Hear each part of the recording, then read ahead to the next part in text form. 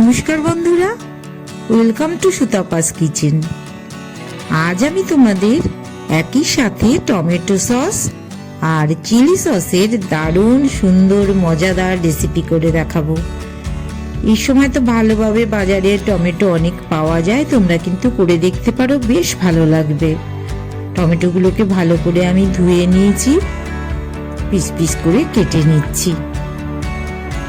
তোমরা যদি একটু হাইব্রিড টমেটোটা কিনে আনো তাহলে আমার মনে হয় এই টমেটো সস করাটা অনেক বেটার হবে।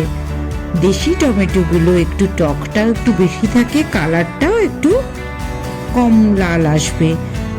এক্ষেত্রে আমি সাজেস্ট করব হাইব্রিড টমেটোতেই সসটা তোমরা তৈরি করো।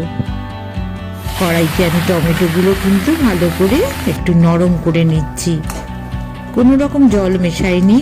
টমেটোগুলো কিন্তু নরম হয়েই এসছে, দেখো।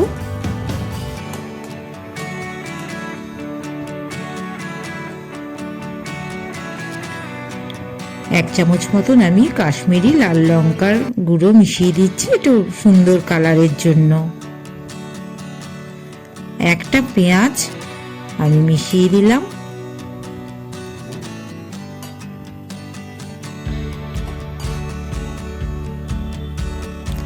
আট 10 কোয়ার মতন রসুন মিশিয়ে দেবো।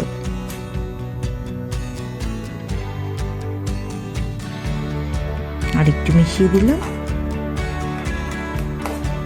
একদম কিন্তু আমার নরম হয়ে এসছে।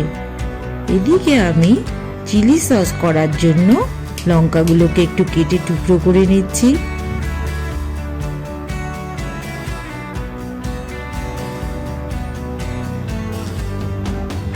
রেডি হয়ে গেছে লঙ্কা।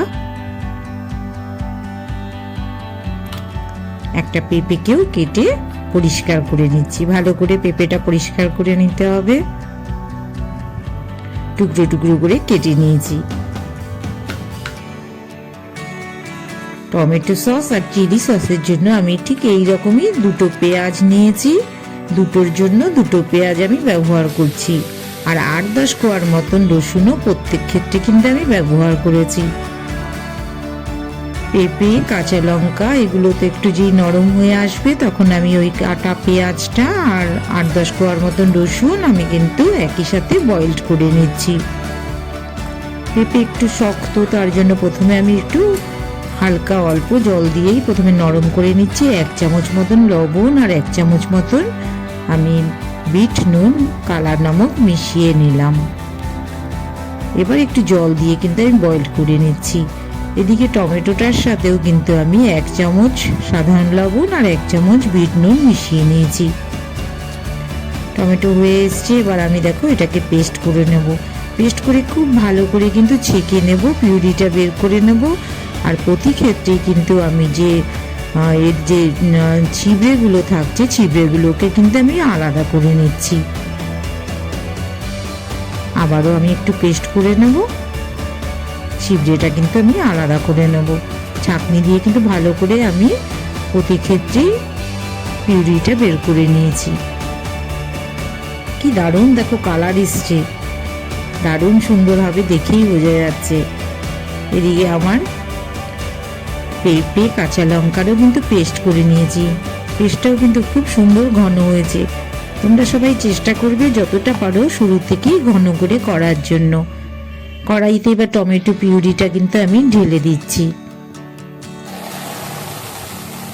3/4 কাপ চিনি মিশিয়ে দিলাম।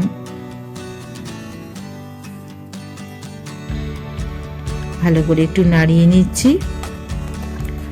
এদিকে একটা পুটুলিতে গরম মশলা, দেখো এলাচ, লবঙ্গ, দারচিনি আর কতগুলো ব্ল্যাক পেপার আমি কিন্তু একটা পুটলি করে নিয়ে নিচ্ছি। গোলমরিচ, এখানে 1/2 কাপের মতন ভিনিগার মিশিয়ে দিচ্ছি। এটা প্রিজারভেটিং এর জন্য, যাতে দীর্ঘদিন আমার এই সসটা ভালো থাকে, সেই জন্য আমি একটু ভিনিগার ব্যবহার করলাম। আবারও একটু টানিয়ে নিচ্ছি।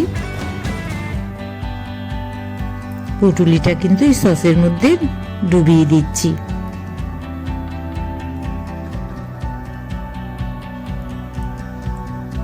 একটু তোমাদের তুলে আমি দেখাচ্ছি। দেখো থালায় একটু দেখো সাইড থেকে জল জল বেরিয়ে এসছে, এর মানে আমাকে আর একটু ঠিক করতে হবে, আর একটু ঘন আমি করে নিচ্ছি। এবার দেখো একটুও কিন্তু সাইড থেকে কোনো জল বেরোচ্ছে না, একদম পারফেক্ট হয়েছে। আমার কিন্তু টমেটো সস রেডি হয়ে গেছে। থিকনেসটা একটু দেখে নাও তোমরা।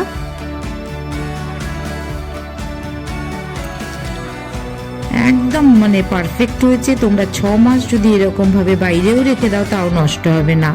কড়াইতে আমি চিলি সসটাও একইভাবে তৈরি করে নিচ্ছি।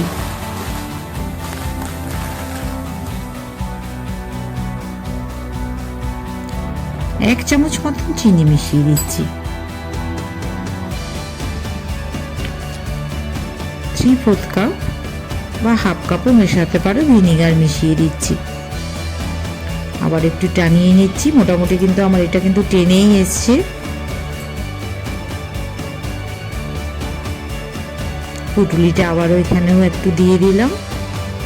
এলাচ, লবঙ্গ, দারচিনি আর গোলমরিচের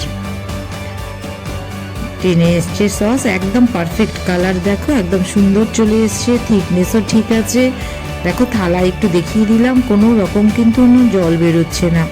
বন্ধুরা, তোমাদের যদি আমার এই রেসিপিটা পছন্দ হয় অবশ্যই একটা লাইক করো। লাইকটা আমাদের অনেক দূর এগিয়ে নিয়ে যেতে সাহায্য করবে। ভালো লাগবে সুতাপাস কিচেন তোমরা সাবস্ক্রাইব করো, লাইক শেয়ার তো অবশ্যই করবে। সাথে থেকো সবাই, ভালো থেকো সবাই।